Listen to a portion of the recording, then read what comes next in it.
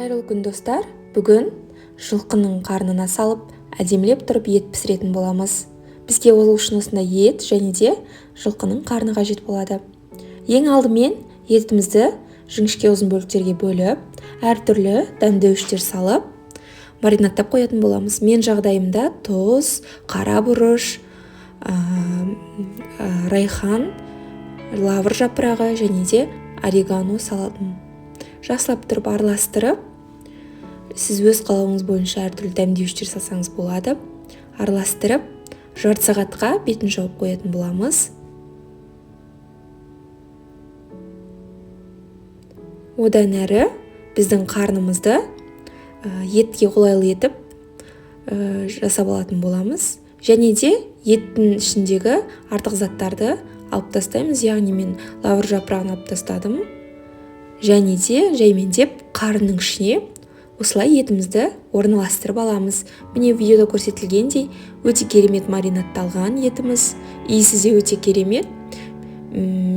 Кей жағдайда сарымсақ қоссаңыздар болады, бірақ қышқыл дәм қажет етпегендіктен мен сарымсақты қоспауды жөн көрдім. Міне біз еттеріміздің барлығын жақсылап жайғастырып алдық. Менің жағдайымда осындай қарын болғандықтан мен оны жақсылап тігіп шығатын боламын.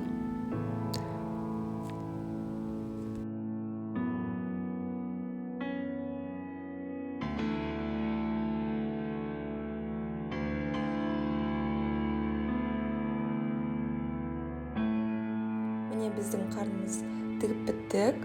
Осылай әдемі болып шықты. Енді оны ыдысқа салып, үстінен су құйып пісіретін боламыз. Міне бір қайнап шыққаннан кейін оның бетінде көбіктерін алып тастаймыз. Және де әр жерлерінен тесіп, ауасын шығарып, осылай бетін тазалап, пияз турап қоятын боламыз. Бір қайнап шыққаннан кейін татымына қарай мен тұз салдым. Міне достар, біздің қарын ішіндегі етіміз пісіп шықты. Видеода көрсетілгендей өте керемет болып шықты. Үй жағдайында ерекше ас дайындағыларыңыз келсе, міндетті түрде жасап көруге кеңес беремін. Сорпасы да керемет болды. Сорпасы да іске жарайды.